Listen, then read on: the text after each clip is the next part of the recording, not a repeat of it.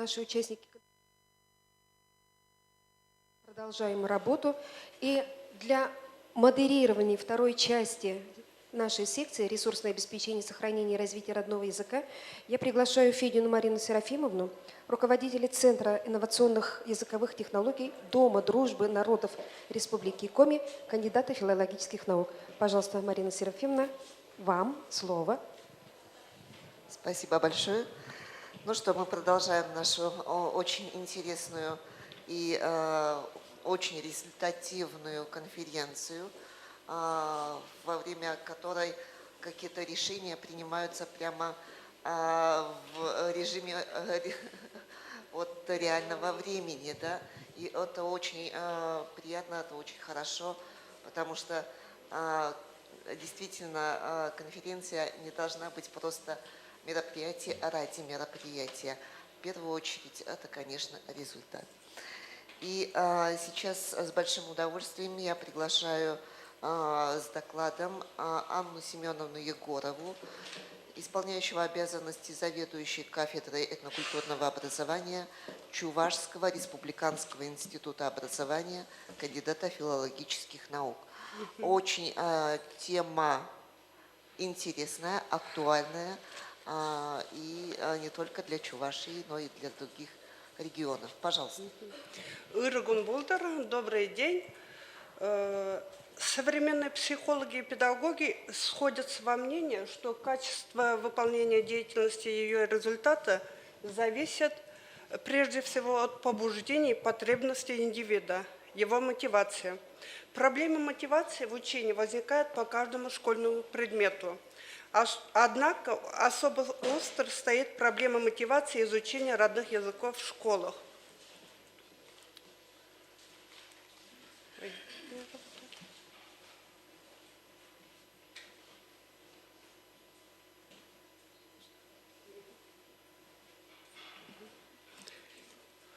Вот перед нами рисунок, это вместо зайца у нас, наверное, дети в школах, и они частенько превращаются в осла. Нет настроения, нет мотивации изучать чувашский язык. И надеяться на то, что с увеличением количества часов, отводимых на изучение чувашского языка в школах, мотивация особо не будет расти, наверное, потому что, вот цитата у меня, можно привести коня на водопой, но нельзя заставить его пить.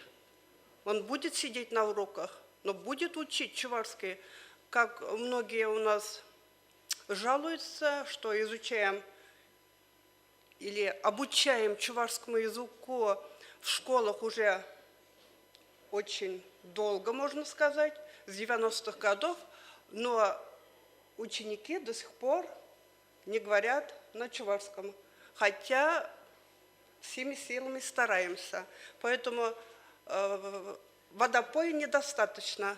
Нужно, чтобы ученик сам захотел пить это знание, пить эту воду. Но если взять экзамен, мы все же считаем, что одним из инструментов создания мотивации при изучении родного чувашского языка является единый республиканский экзамен. В Чувашской республике государственная итоговая аттестация по чувашскому языку для обучающихся по образовательным программам основного общего и среднего общего образования проводится в форме единого республиканского экзамена.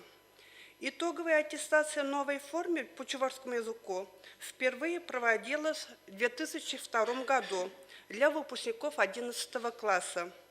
В 2004 году экзамен был отменен, и выпускники школ писали сочинения по чувашской литературе.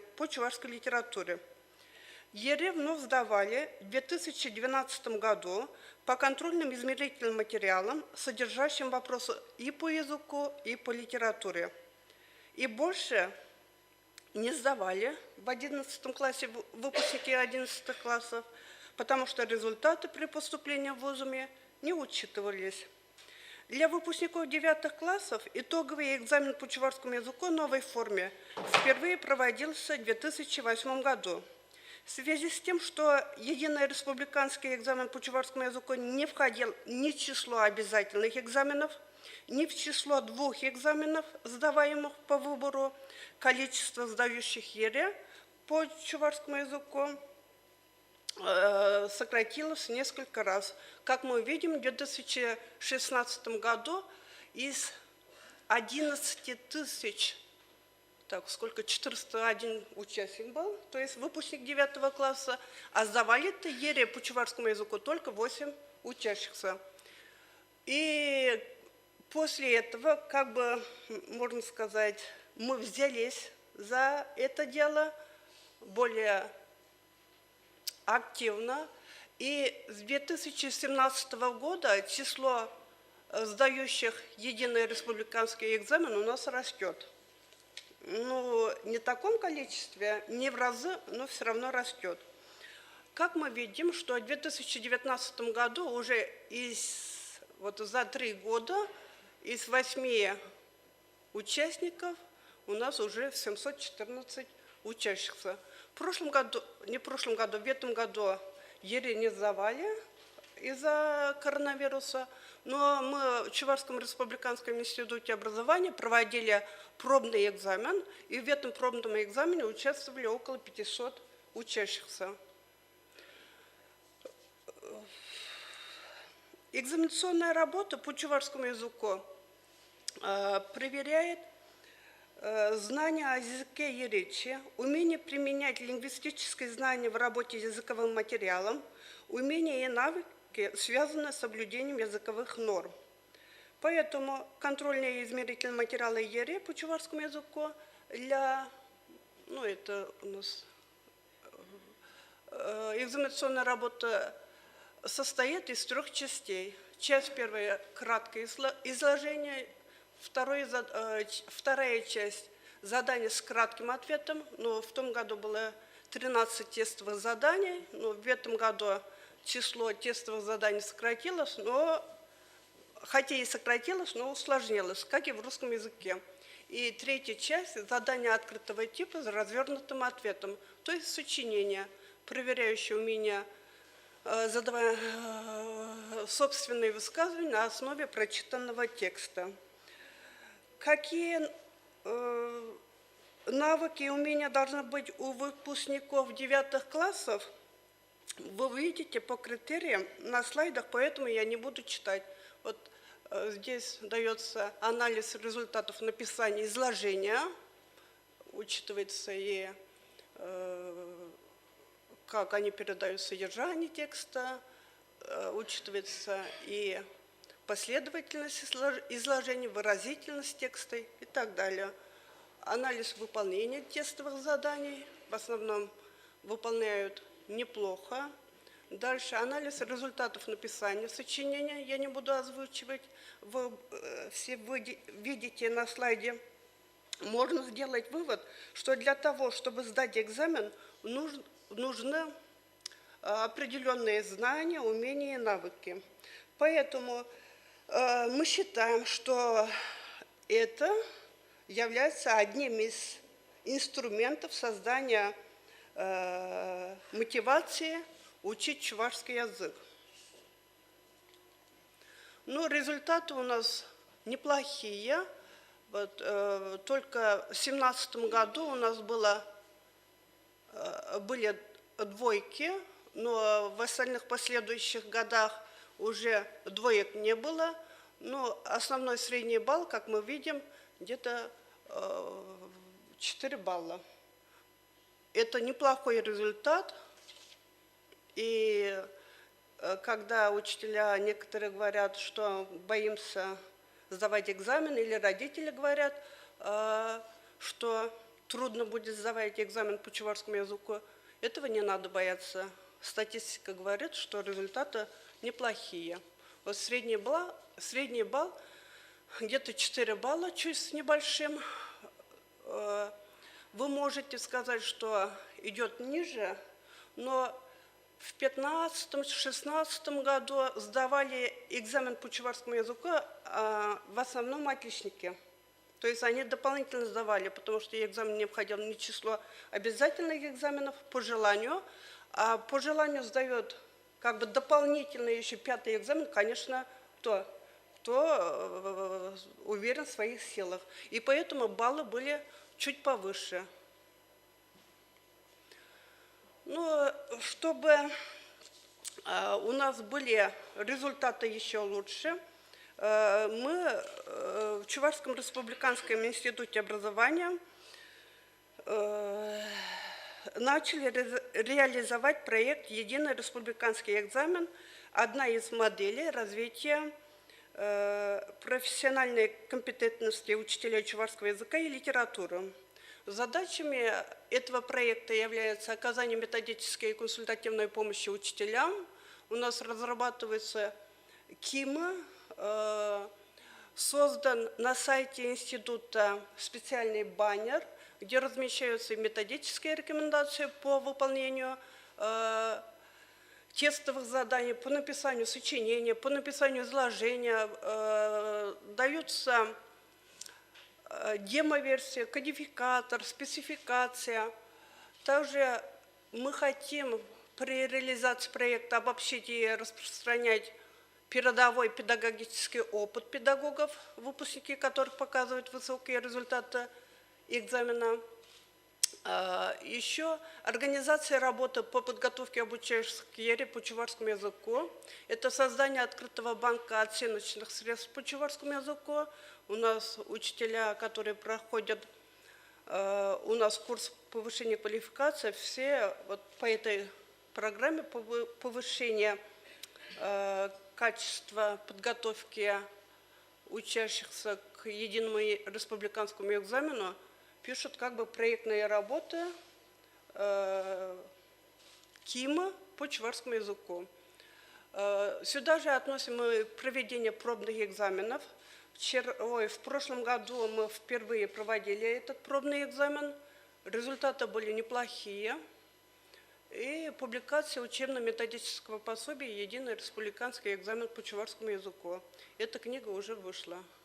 Там даются и методические рекомендации, есть и варианты КИМов, и варианты, скажем, сочинений, которые можно использовать при подготовке обучающихся выпускников. Также мы проводили в прошлом году диагностику учителей, диагностику профессиональных компетенций учителей чувашского языка и литературы, которые обучаются у нас на курсах повышения квалификации. В качестве диагностики учителям были предложены задания, направленные на выявление уровня сформированности предметных и методических компетенций. Для проверки сформированности предметных компетенций были предложены задания в формате единого республиканского экзамена по чувашскому языку.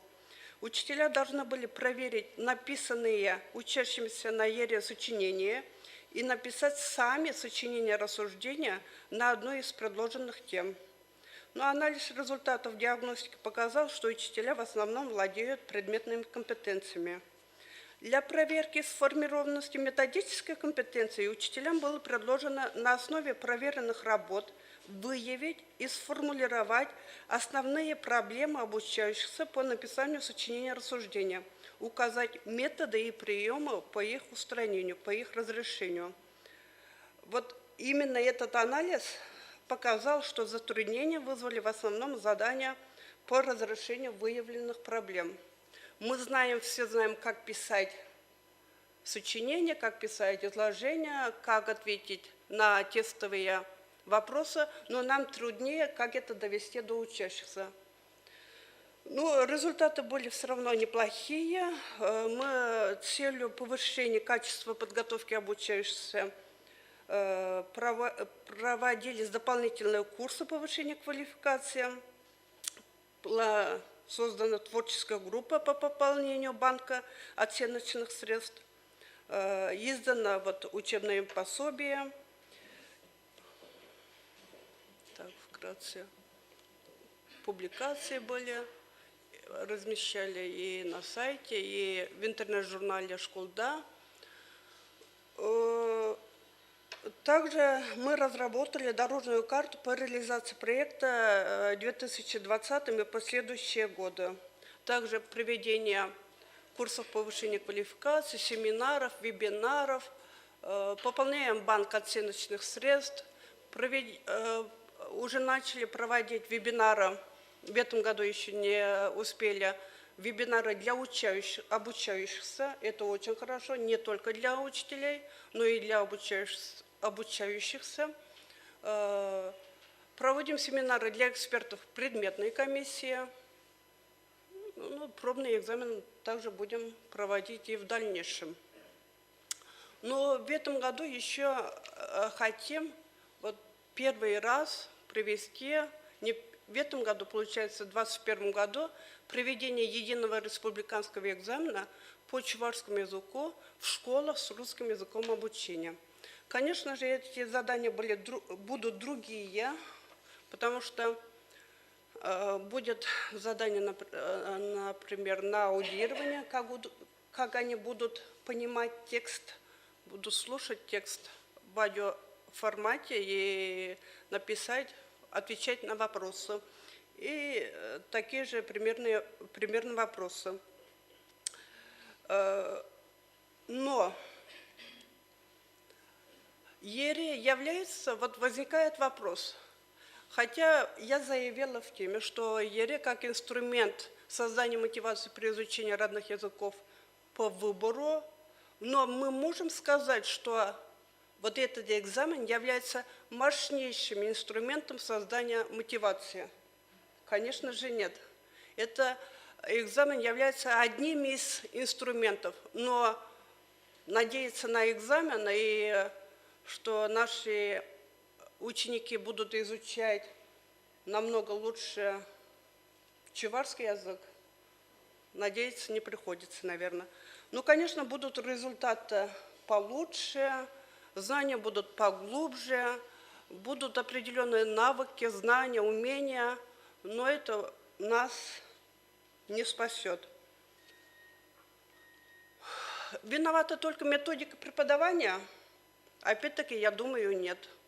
Потому что, ну, хотя у нас везде и всюду встречается, когда говорим, что дети изучают или обучаются чувашскому языку очень так, как бы мягче сказать, очень плохо, то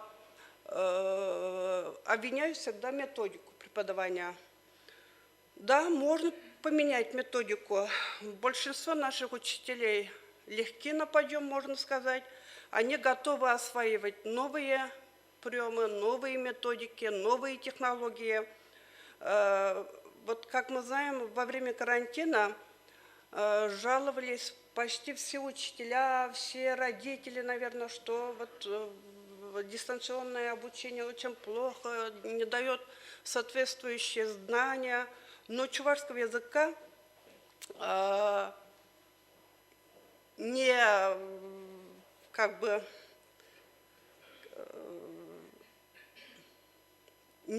жаловались, нельзя сказать, но они в это время, наоборот, как бы вдохнули новую силу и сплотились. Они разделили у нас по классам задания, конспекты уроков по предметам, по чувашскому языку, по литературе.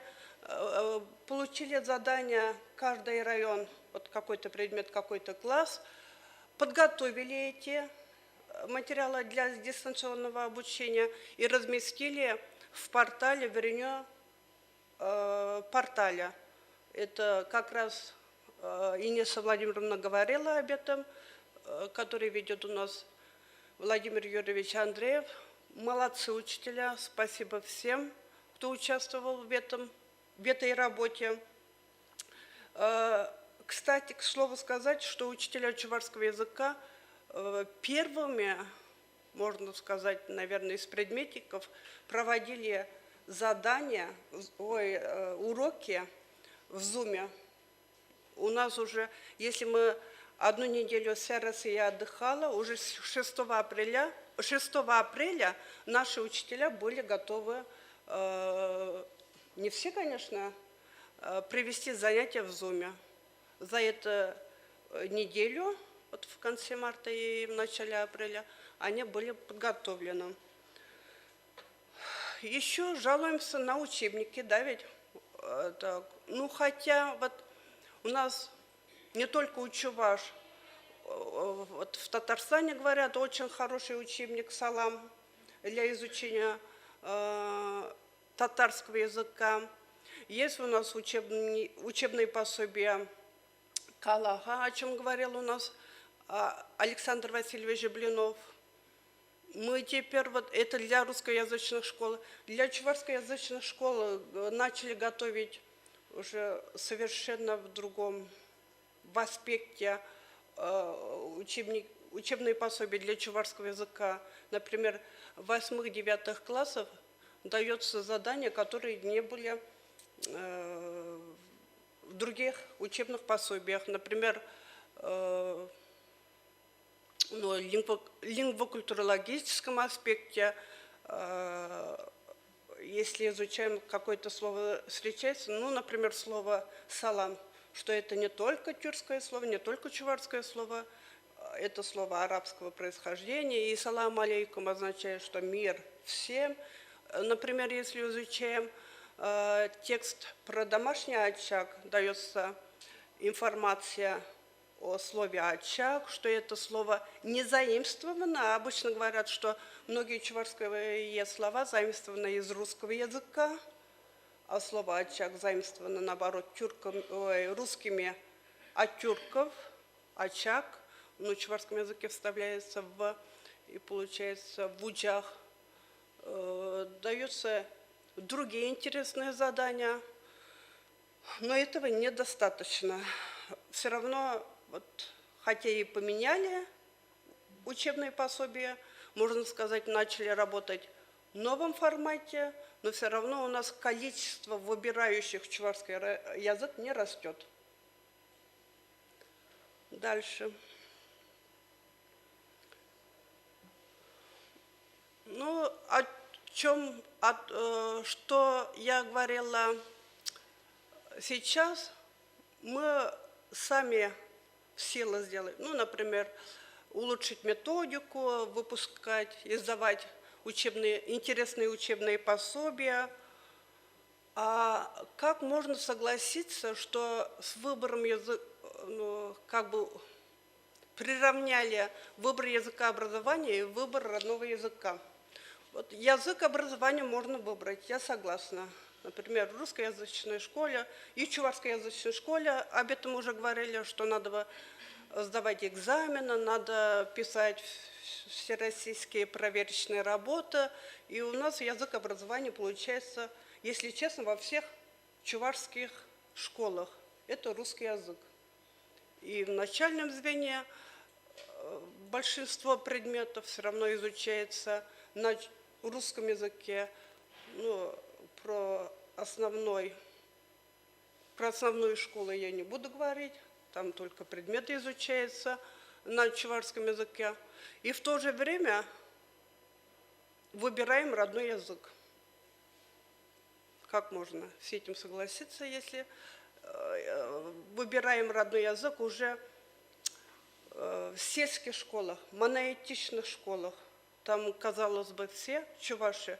Ну, конечно, присутствуют такие случаи, когда появляются в школах представители других национальностей, но они были и в 90-х годах. Я сама работала в школе, были и русские, и татары в моей школе, где я работала. Но с ними можно работать индивидуально из-за этого, что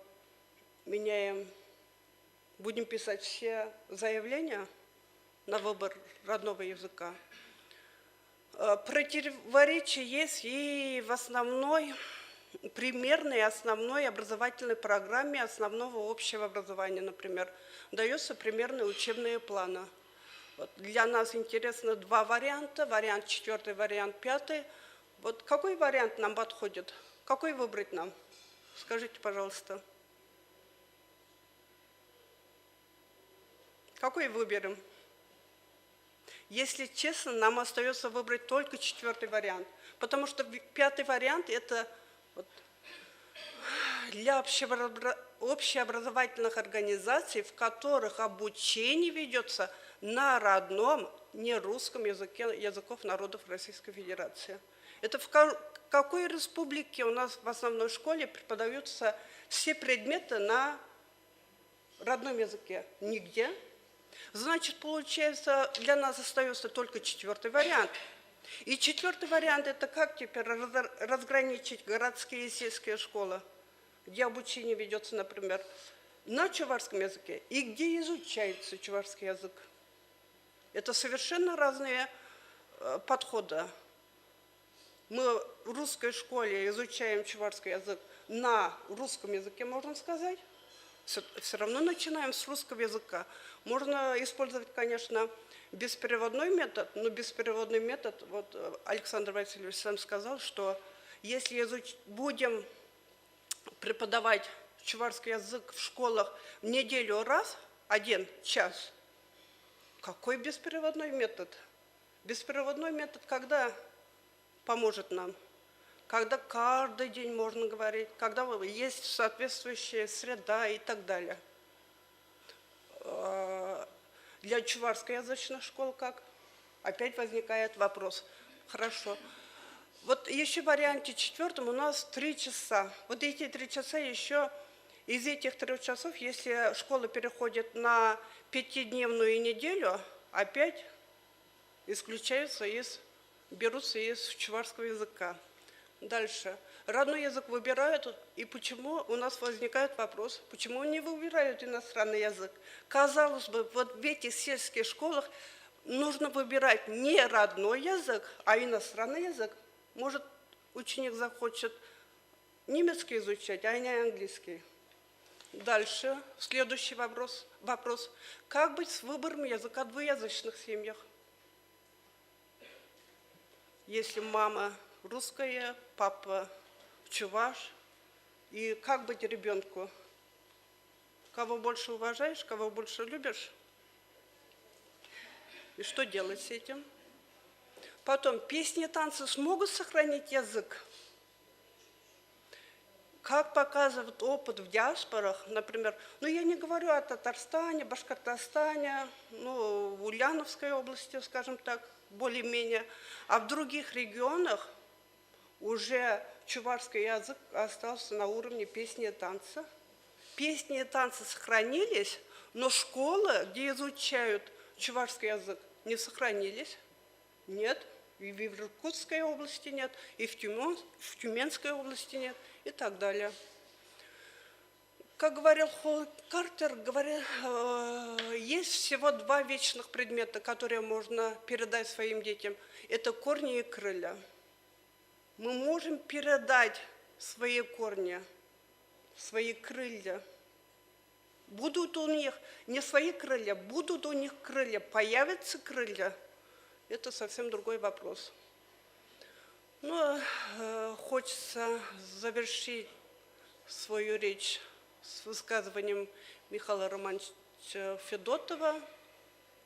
И если это перевести, вот если ты будешь говорить на языке отца, родителей, твой ребенок на твоем языке, твои внуки на языке твоих детей, то наш язык не исчезнет. Поэтому нужно изучать и чувашский язык, и знать русский язык, и знать еще иностранные языки. Тогда мы можем понять и учить и свой язык, и чужие языки.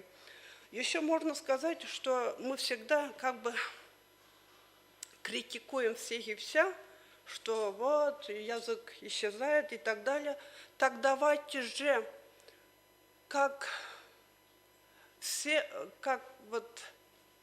будем стараться в определенном статусе, можно сказать, чтобы наш язык сохранился. Как родители будем говорить со своими детьми и с внуками на родном чувашском языке. Как учителя делаем все возможное, чтобы наши уроки были интересными, чтобы детям захотелось идти на наши уроки.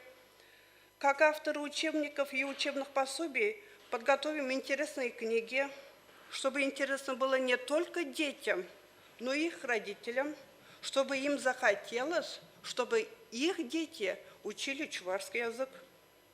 Но как чиновники разрешим те вопросы, которые были подняты и вчера, и сегодня. Спасибо за внимание. Вы подняли, слышно, да? Работает. Анна Семеновна подняла столько вопросов, на которые сразу нет ответов. И эти же вопросы задают учителя, преподаватели, вузовские работники, методисты во всех регионах Российской Федерации. Вот это мы сами не можем разрешить эти вопросы. Приходится понимаю, надеяться да. на эти конференции и приходится надеяться, что нас услышат. Наконец-то. Кстати, одно замечание просто по единому республиканскому экзамену. У нас в республике Коми это действительно является одним из мотивационных факторов, потому что родители выбирают этот экзамен так же, как у вас, этот экзамен хорошо сдают. И это способ увеличения среднего балла аттестата. Да. Ну, да, это действует. Так что спасибо вам. И не только это, еще заместители, директор, можно сказать, школы, то есть администрация школы, в таких случаях, во многих случаях есть такой опыт, увеличивать количество часов, отводимых на чувашский язык, потому что они готовят детей к экзамену, Да, чтобы результаты были лучше. Молодцы. Спасибо вам. У нас время, я не стала вас прерывать, вы немножко перебрали по времени. Сейчас я немножечко переключу ваше внимание с образовательной сферы, с чувашского, и на Республику Коми. И хочу представить вам ведущего инженера-программиста Центра инновационных языковых технологий Дмитрия Левченко. Пока он готовится, просто немножечко комментариев. Дмитрий Левченко у нас по национальности не коми, но делает столько всего для коми языка, для развития и продвижения, и не только. Ту же самую нивскую раскладку, которую сейчас про него говорили, вот это один из его создателей. Я думаю, пока у нас есть такие молодые люди, которые делают и продвигают наши языки, языки наши будут жить. Пожалуйста. Добрый день, коллеги. Сегодня я немного расскажу про онлайн-ресурсы для поддержки коми-текстов на старой графической основе. В истории коми-языка существовало 4 алфавита. То есть это современный кириллица, где кириллические буквы, и 2 коми-буквы. Дальше алфавит Стефана Пермского, так называемый анбур. Он вышел из обихода еще в 17 веке. И два представленных – это молодцовица и коми-латиница. Молодцовица существовала с 1918 года по 1938 и латиница с 1932 по 1937. Хотя они существовали непродолжительное время, а за этот срок было выпущено много печатных изданий, как газет, книг. И все это наследие нужно, конечно же, сохранить и представить широкой публике. Что же нами было для этого сделано? Во-первых, все произведения мы структурировали, разбили по годам и снабдили некой информацией, то есть название, автор и другая информация, которая необходима для нашей работы. И каждому произведению у нас есть ссылка, если это произведение оцифровано, то есть ссылка на файл, PDF или TXT файл. На данный момент в данной таблице представлено 1500 произведений, а оцифровано где-то треть, 500 произведений. Цифровка у нас, в принципе, происходит, как и у всех. Это обычный планшетный сканер и FineReader. Потом полученные результаты вычитываются, исправляются ошибки и затем попадают уже в наши базы данных. Далее мы разработали раскладки. У нас есть коми-раскладка, которая включает алфавит молодцовицы и другие коми-буквы, то есть она такая универсальная. И разработана коми-латиница. Это было в этом году, совсем недавно, несколько месяцев назад. В чем же основная проблема при создании раскладок, с какой мы столкнулись? Это не только у нас, у многих малых языков, а это проблема состоит в том, что не все буквы присутствуют в международном стандарте Unicode. И поэтому приходится подбирать буквы, похожие по начертанию. Это неправильно, но пока другого выхода нет, к сожалению. Также на нашем сайте есть и раскладки для других малых языков. То есть удмуртская, марийская, алтайская и другие. Можно зайти, скачать и использовать. Также у нас разработан конвертер, который преобразует тексты на старой графической основе в современную графическую основу. То есть мы вставляем текст и получаем на выходе готовый к чтению и использованию текст на современном коми-языке. Далее у нас есть библиотека. Вчера Марина Серафимовна про нее рассказывала, показывала. Я лишь повторю, что на данный момент там находится 9899 произведений. И среди них есть тексты на старой графической основе, которые представлены в виде параллельных текстов. То есть каждому предложению соответствует текст на современной графической основе. Таких текстов немного, но работа ведется в этом направлении. И также у нас есть, так, не перелистывается, два подкорпуса для каждой старой графической основы. То есть для молодцовицы и латиницы. Корпус, в принципе, два подкорпуса, в принципе, повторяют наш основной корпус, тоже те же самые возможности, критерии фильтрации и критерии поиска. Для каждого слова можно посмотреть лемму, то есть основу, и перевод, который подгружается из нашего словаря. Ну и также для молодцовицы. Какие-то технические дебри я, наверное, лезть не буду, все-таки конференция у нас немного другого профиля и аудитория. Но если есть какие-то технические вопросы, я рад на них ответить. У меня все. Спасибо большое. Знаете, вот эти ресурсы, ну, вдруг еще вопросы будут, эти ресурсы мы очень активно используем в школе. Когда обучаем детей, показываем, что были старые графические системы. Ну вот одно из таких упражнений. Напишите друг другу записку на старой, ну, например, на молодцовице или на латинице.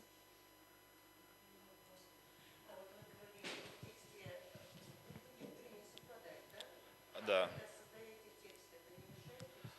Ну, соответственно, мы те же буквы используем в текстах. А так как мы единственные, кто пока занимается этими текстами, проблем пока нет.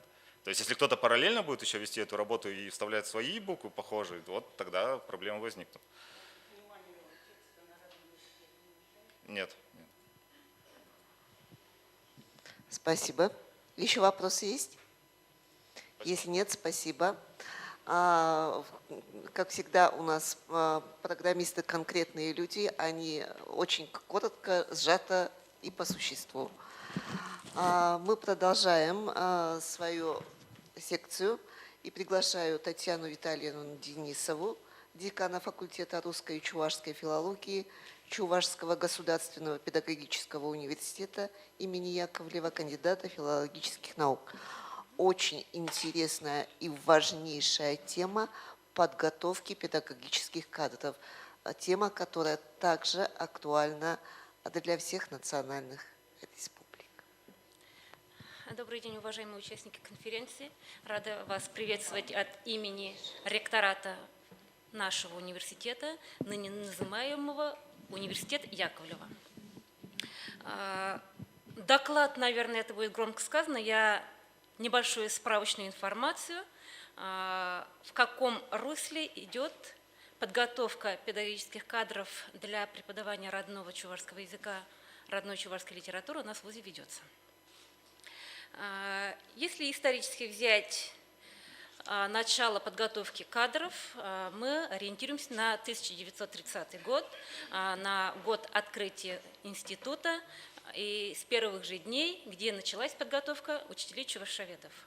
В 1934 году открылся отдельный факультет, и подготовка началась вестись уже в рамках факультета языка и литературы, который свою деятельность вел до 1967 года, когда открылся у нас университет имени Ульянова, Чувашский государственный университет.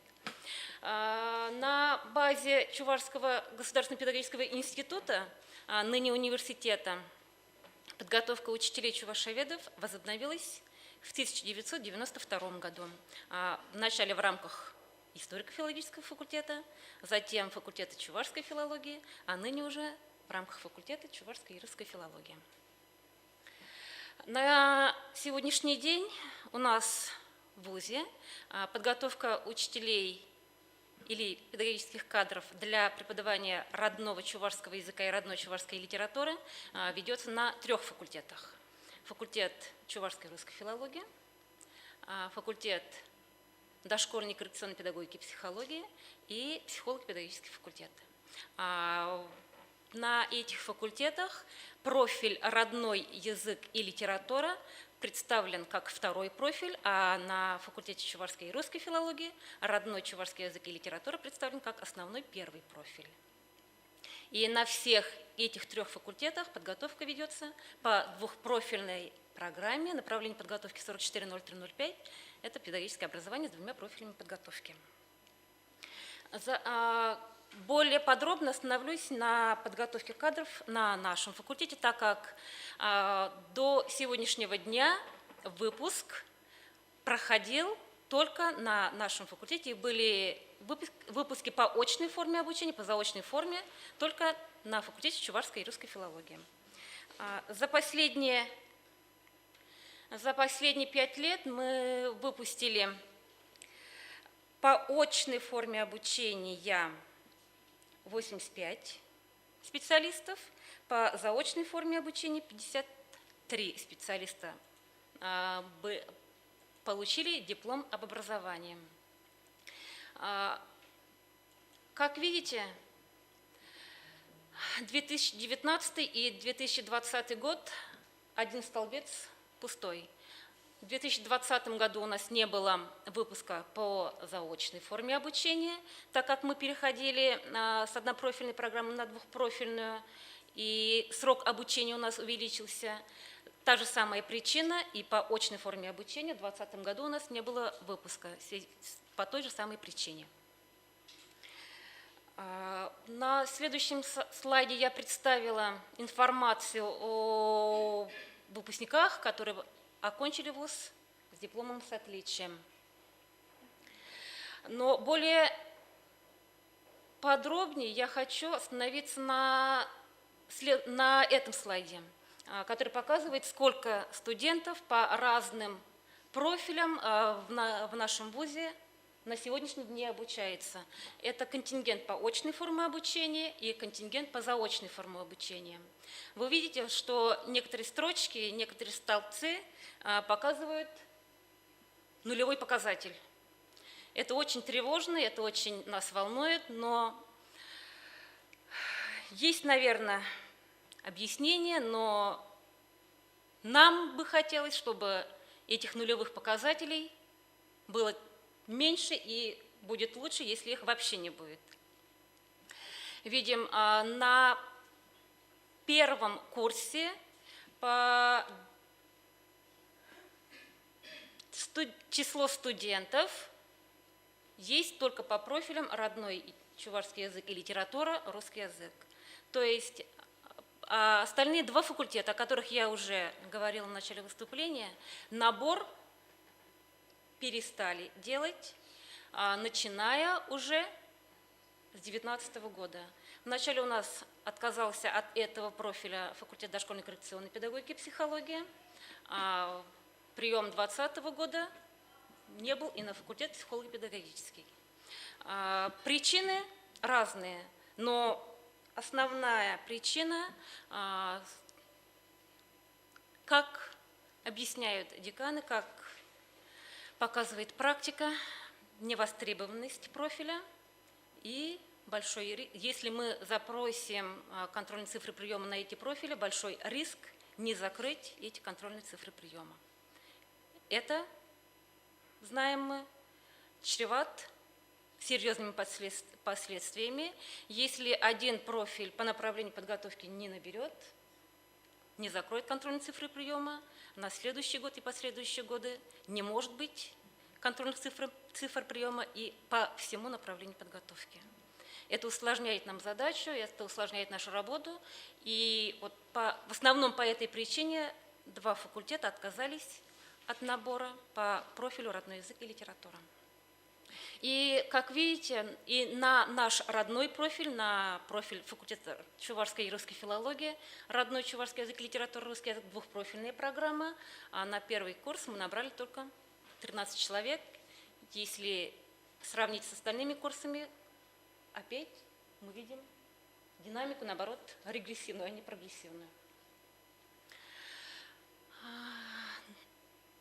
Радует одно. 13 человек, из них 3 абитуриента, уже ныне 3 наших студента с первого курса, это выпускники школ с аттестатом с отличием. По сравнению с остальными курсами, в этом году число выпускников школ с аттестатом с отличием или золотой медалью на наш профиль, первый курс – это максимальное количество – 3 человека. Но тревожным является тот факт, что средний балл ЕГЭ на профиль родной чувашский язык, литература, русский язык по сравнению с остальными профилями факультета он наименьший – 60 баллов. Если перевести на 5-бальную систему, мы все тут педагоги, все мы преподаватели, мы очень хорошо понимаем. Но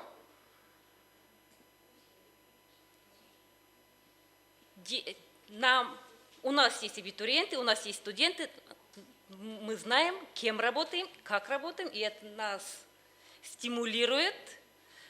Главное, что студенты набраны, что контрольные цифры приема у нас закрыты, и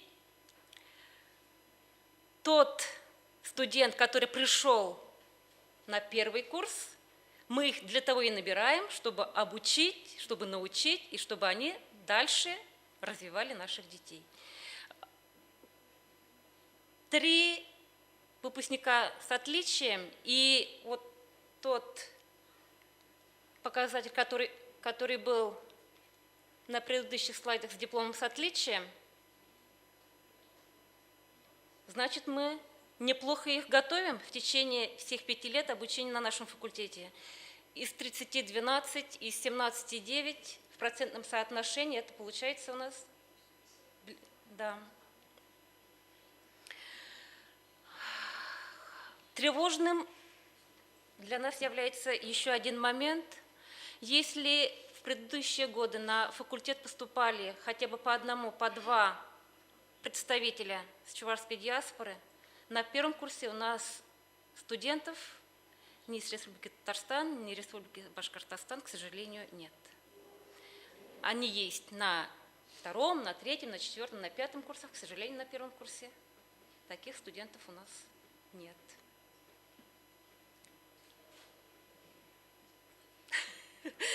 Республика Татарстан на меня косо посмотрела.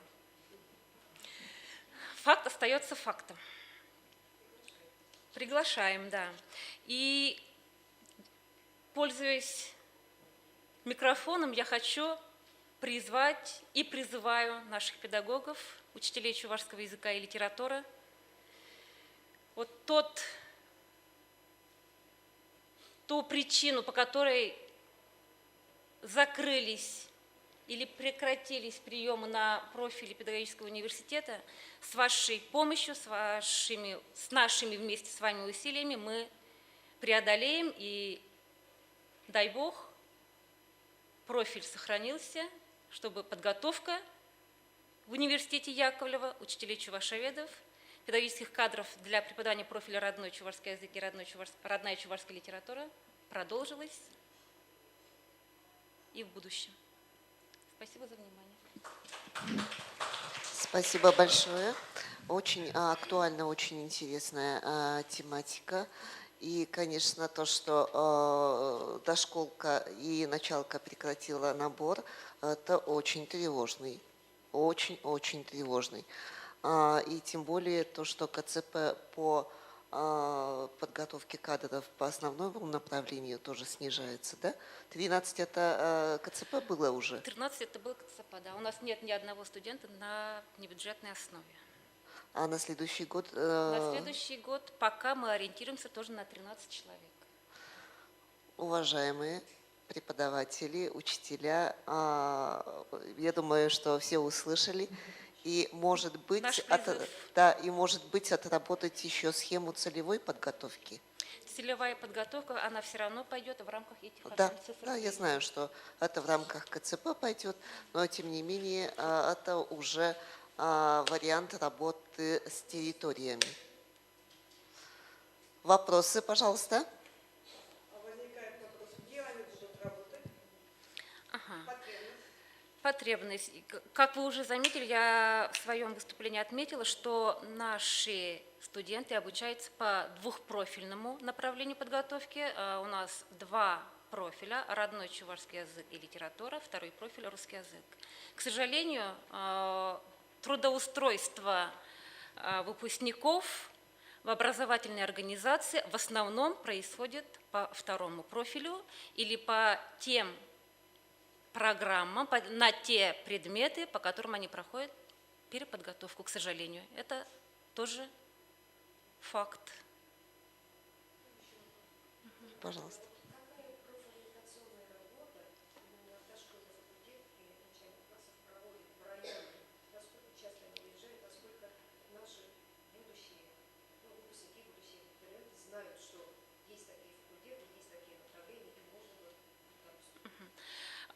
Профориентационные выезды представителей всех вузов республики в первом полугодии учебного года по плану они проходят.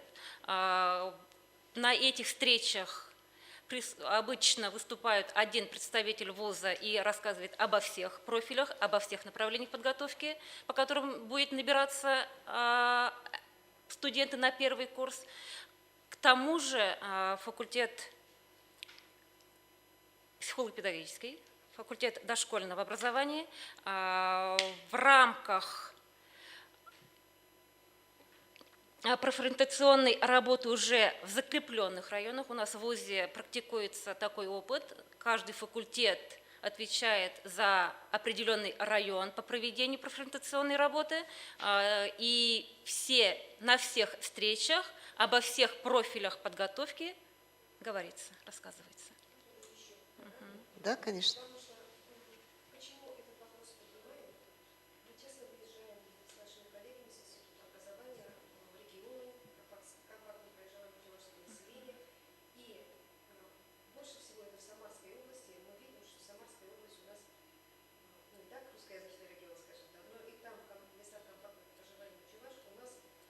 Из-за нехватки кадровых ресурсов у нас и дошколы, и начальная школа, да и основное звено полностью превращается в русскоговорящую школу.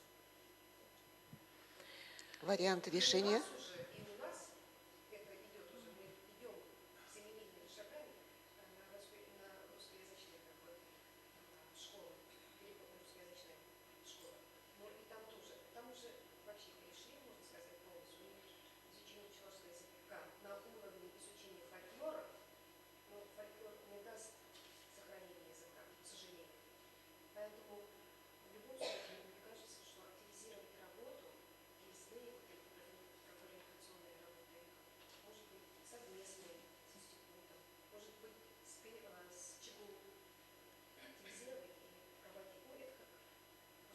один из вариантов решения проблемы. Но еще, секундочку, Хорошо. Так как мы работаем на всех этих 3 факультетах, и мы знакомы с контингентами этих факультетов, нас тревожит, что из, например, 12 человек, 6 человек, они из города Чебоксары, на профиль родной язык и литература. Это тоже.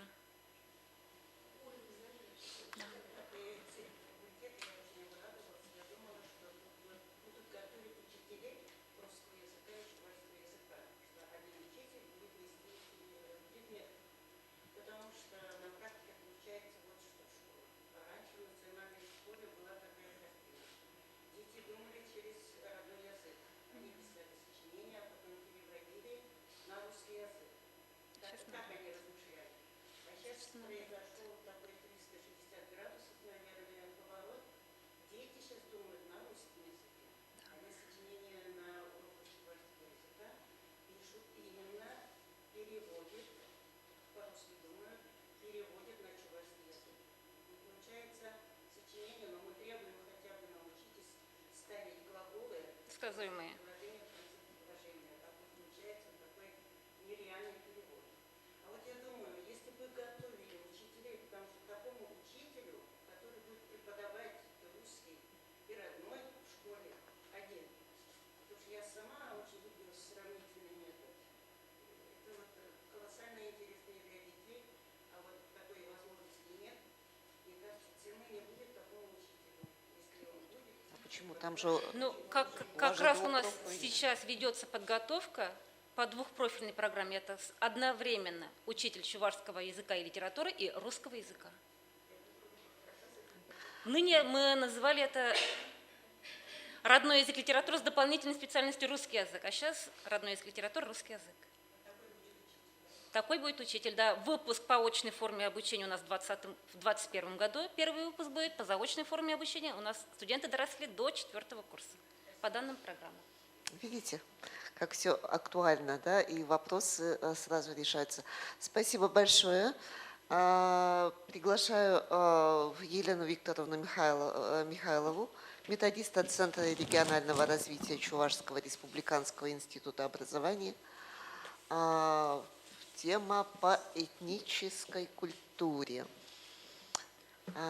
То, что тоже очень важно, взаимосвязь культуры, языка и жизни нации, народа. Пожалуйста. Жизни нации. Да, жизни нации. Очень жизненный вопрос именно для нации.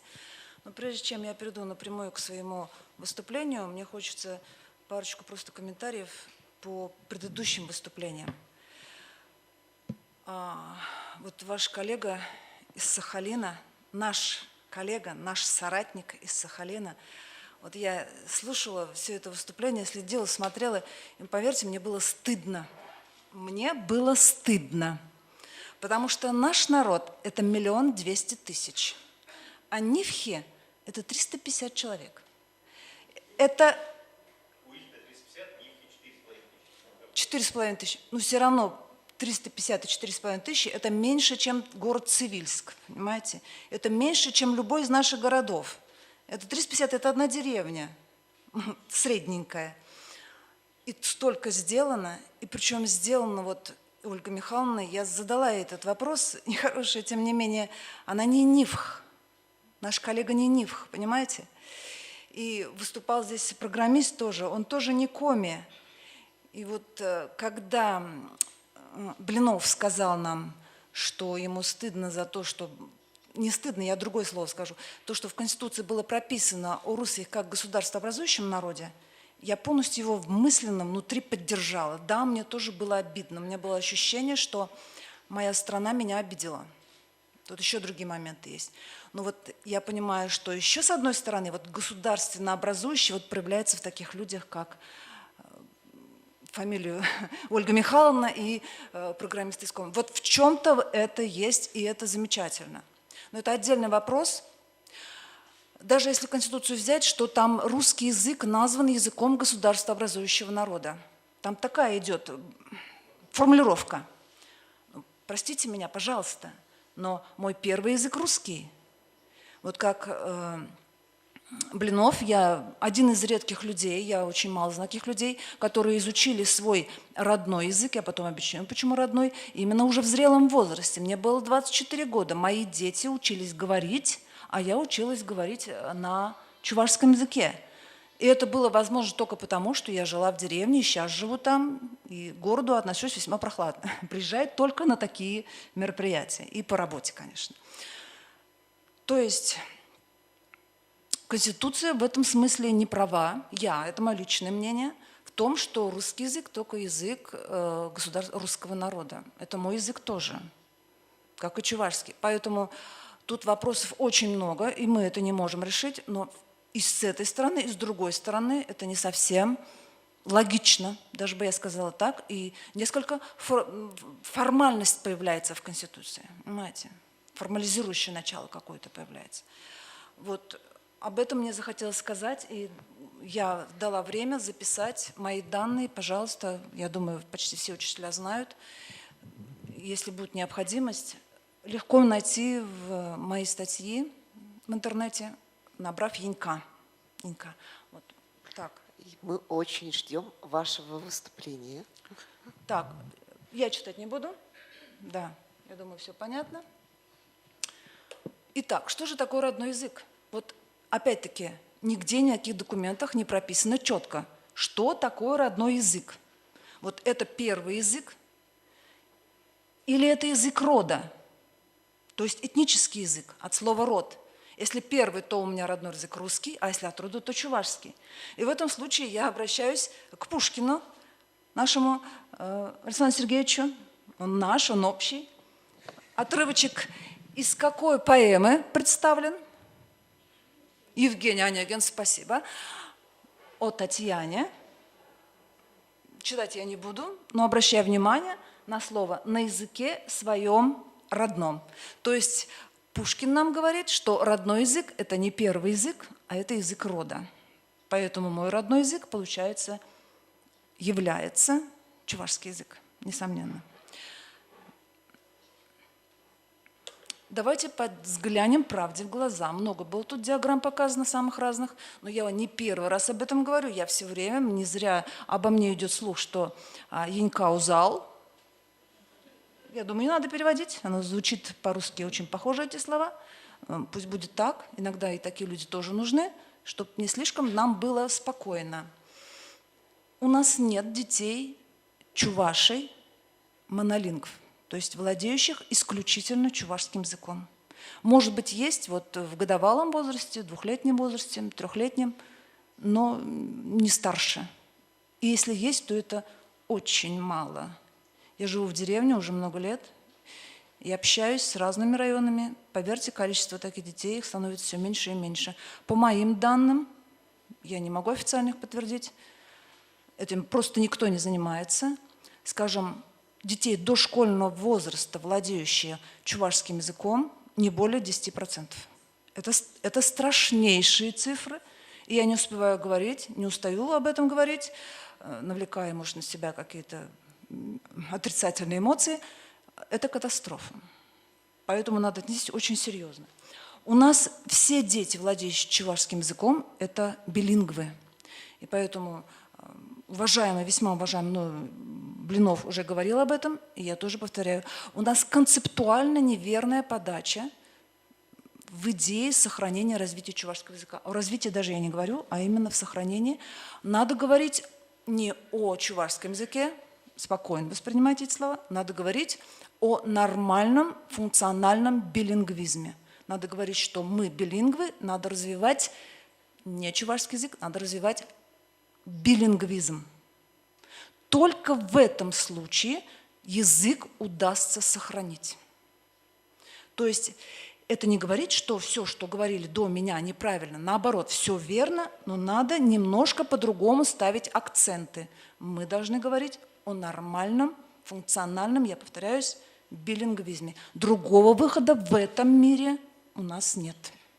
Я думаю, это касается и других языков тоже. Вот о чем я и сказала.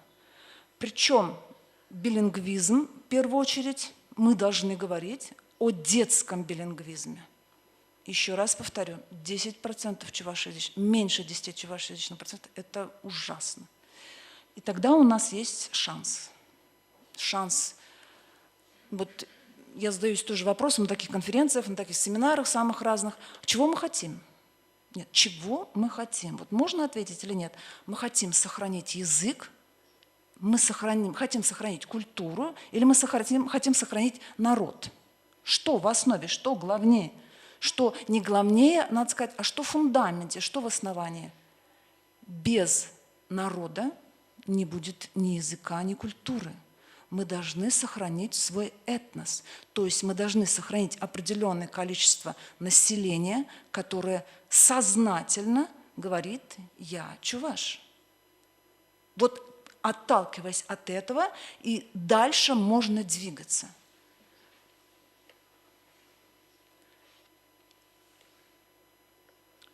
Теперь, раз я сказала о детском билингвизме, как его надо рецепты давать уже.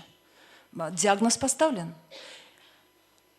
Главные социальные институты в развитии языка – это школа, семья и общество. Об обществе я не буду говорить, об этом уже много говорили. Несомненно, с политикой это связано, очень жестко. А раз я педагог, у меня есть очень ценный опыт, я считаю, 25 лет педагогического стажа, помимо работы в институте образования. То есть напрямую от детей, от школьной доски, все это я знаю, через все это прошло, на моих глазах все это происходило. Школа. Давайте честно скажем, об этом уже говорили. Те часы, которые сейчас используются в школе для изучения языка, изучение не даже, понимаете, не для владения, овладения языком, а именно изучение в академическом смысле слова. Мы изучаем теорию фактически. Практически это именно практического воплощения языка в школе очень мало. 3 или часа, 4 или 1 час – это ни о чем. Абсолютно. Максимум, что может быть, это знакомство с языком. Особенно, вот представьте ситуации в школе сейчас, когда раньше мы классы делили при изучении языка, 35 человек сидит в классе, мы изучаем чувашский язык. Ну что вы? Я думаю, вы, это учителя, прекрасно понимаете об этом. И школа может дать то, что называется поддержка билингв, поддержка чувашского языка.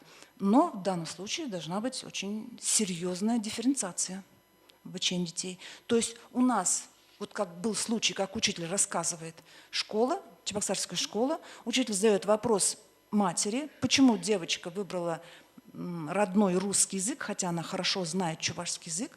Мать ответила совершенно логично. Она сказала, а зачем ей учить чувашский язык, она и так его знает.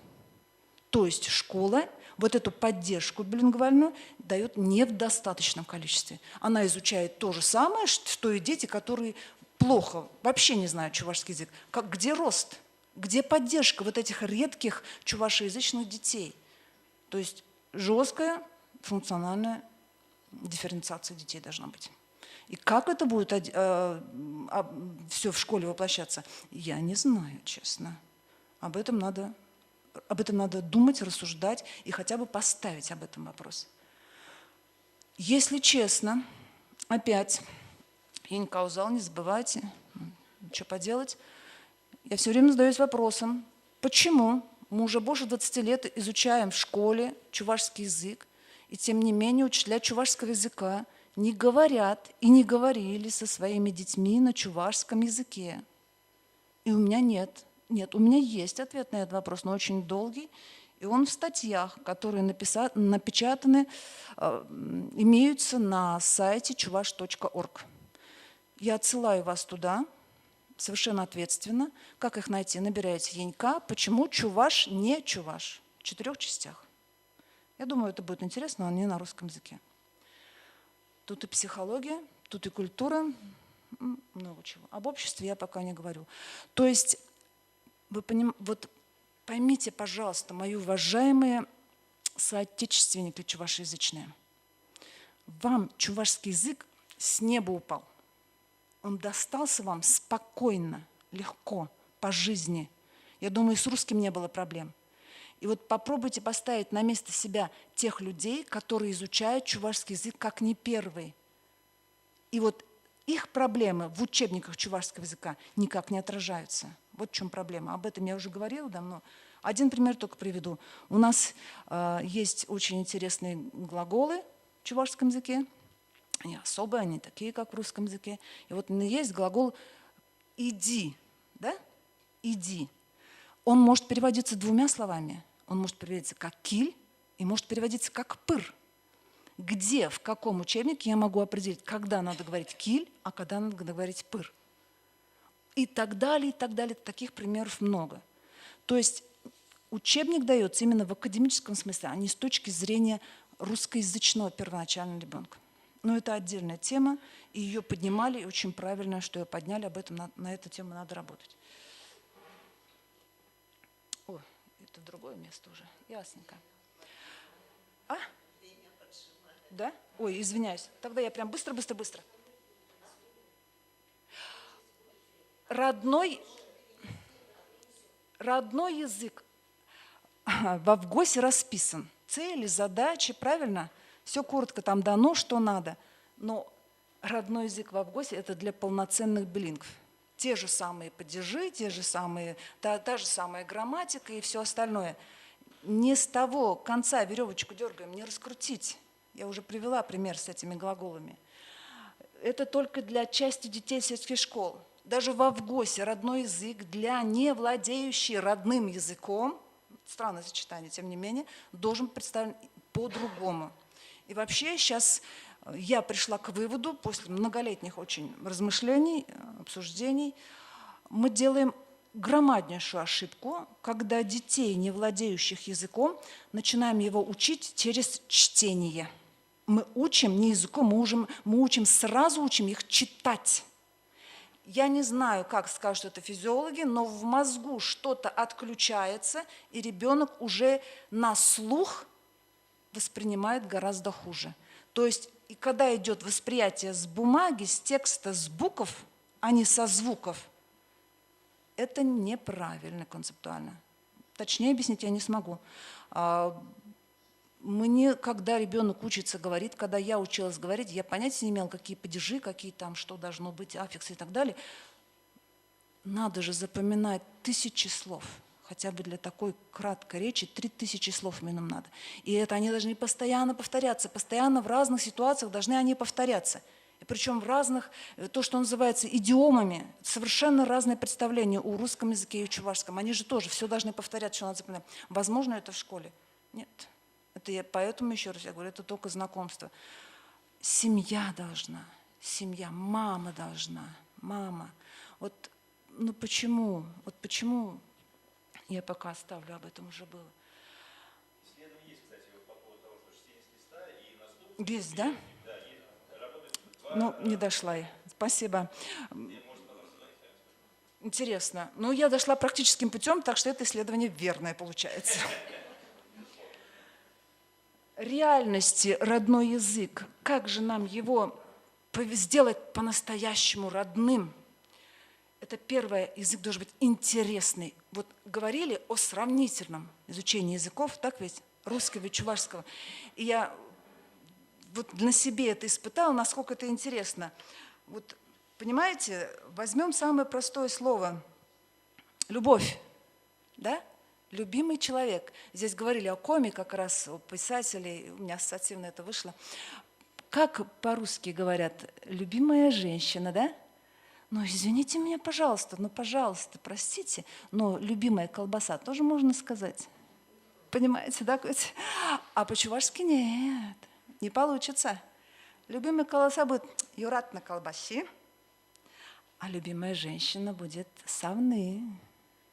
А это савны образовалось, знаете, от какого слова? От слова савнощ, совать, радость. Красиво. Вот сравни, о чем вот было выступление, как надо сравнивать, как это. И там много такого замечательного, интересного. Ну, прям очень интересно, поверьте. Да, еще второй пункт. Почему я изучаю чувашский язык? Еще один момент. А потому что я чуваш. Чуваш. На чувашский манер. Я ведь чуваш. Это мое. Понимаете? Вот это мое этносознание. Я боюсь, что у нас с этим проблемы в нашем народе. И то, что чувашский язык уже не для чувашей, это тоже это чувство наше. Чувашский язык – это язык России, это наша культура, это наше, знаю, это коми, это нивхи, это все, это наше. Я чувствую, я понимаю, почему вы нивхами занимаетесь, потому что это наше, и это нас объединяет. О, да что это такое у меня? Теперь я перехожу непосредственно к предмету «Родной край». Я надеюсь, вы не устали. Вот пересечение предмета «Родной край» и «Родной язык» создает мотивацию, может создать мотивацию. Вы говорили, что фольклор не спасет язык. Да, правильно, абсолютно согласна, ни в коем случае. Но то, что мы изучаем на истории культуры родного края, может создать мотивацию. То, что я уже сказала, этносознание. Этносознание. И причем тут ВГОС меня полностью поддерживает. Пожалуйста, я подчеркнула, не буду читать. Совершенно официально. Это не я хожу, требую, да учите там. Это ВГОС требует, это Москва написала, это федерал написал. Давайте послушаемся, давайте это выполнять. Куда делось? Это меня отключили? А, нет. Сильна рука московская. В остальных регионах тоже такие курсы есть, почти в каждом регионе. Тут мы не оригинальны. Научные дисциплины, просто просмотрите, это не шутка. И меня очень немножко так волнует, что у нас факультет чувашского языка, как в ПЕД, так и в университете, в недостаточной мере готовит учителей по этим темам. Не хватает истории, не хватает этнографии, немножко не хватает того, что вот на слайде есть. Это мое пожелание. Концепция, очень коротко. 4 главных концепта. Они все пересекаются, взаимосвязаны. Читать, я думаю, не нужно. История, культура, народ и регион. На этом предмете мы изучаем не только чувашскую культуру, но и остальные народы затрагиваем обязательно. Это очень интересно. Опять-таки сравнительный момент идет. Очень коротко, вот структура у нас по начальным классам система концентров, а в средних классах модульная система. Так, по диагонали будем читать. Учебники я быстренько пролистаю. Обложки учебников, естественно. Так, вот что есть на данный момент. Курс не закончен. Рабочая тетрадь заполненная. Диски есть очень интересные. Это не только моя работа, это сотрудничество с учителями, тесты были. Мы занимаемся культурой в практическом виде. Вот я показываю конкретно 2 класс. Непосредственно к языкам обращаемся, но они все со звездочкой. Это означает дополнительный материал, кто или что. Что у нас в чувашском языке – это только не люди. Вопрос «кто» только к человеку относится в чувашском языке. Это тоже очень интересно. Созвездие, например. Как называется созвездие на чувашском языке? Материал дан. Я считаю, в окружающем мире астрономия представлена несколько слабовато. Созвездие Большой Медведицы. Здесь вот табличка дана. Вы видите здесь не только чувашский язык, а наши ближайшие соседи, наши ближайшие генетические родственники марийцы и любимые наши казанские татары. Мы без них никак. Почему любимые, вы поймете в конце. Вы знаете, что можно ожидать. Литературные странички, дополнительный материал. Габдулла Тукай, замечательные вещи. Константин Иванов. Вот упрек всем нашим писателям. Габдулла Тукай писала детские вещи. Нам так не хватает хорошей детской чувашской литературы. Это прям дефицит ужасный. Конкретно 5 класс, особенности чувашского языка. Чувашский язык, он очень особенный, вы знаете, так ведь? Это единственный живой, нивхи вообще единственный язык, вообще не входящий ни в одну группу. Язык-изолят, так называемый, так ведь? А чувашский язык единственный живой язык булгарской группы тюркской семьи. Он тоже уникален. Ну, просто позор нам, как говорится, не сохранить его. Связь чувашского языка с другими языками. Ну, вообще философская концепция особенного и общего, если кто знает об этом. Вот древние чувашские цифры, письменность, возникновение современных видов письменности и так далее. И вот теперь капля, ложка дегтя. Как всегда, надо свой имидж поддерживать, такого любителя критики. Татарстан. Есть татары, да?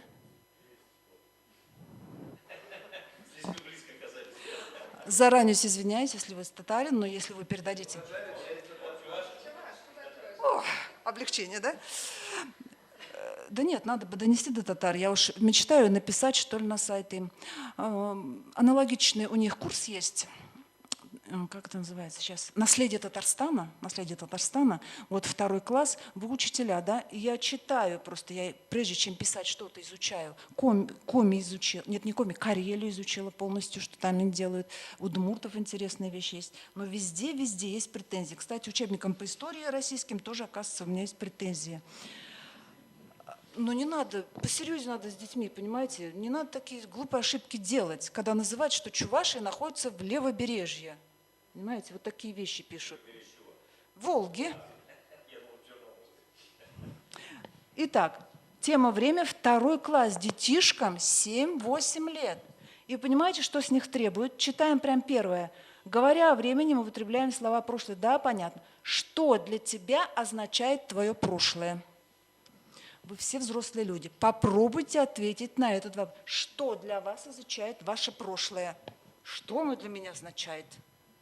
Как может на это 8-летний ребенок ответить? Зачем такой формальный подход? Почему я ругаюсь на Татарстан? Понимаете, для нас Татарстан – это образец. Всегда мы, значит, думаем, так, что нам делать, а что сделали татары? И ищем, что там сделали. И вот не совсем то, а настоящее. Вопрос, что ты знаешь о прошлом своей семьи, нормальный вопрос. Теперь, опять-таки, я не буду все остальное. Посмотрите картинки. Все, только последняя картинка, да. Приходится рукой показывать, я уж извиняюсь. А посмотрите, 3 картинки. Что она показывает? Прошлое, настоящее и будущее. Правильно? Вопрос, что там в будущем не то? Где Кремль? Что с ним?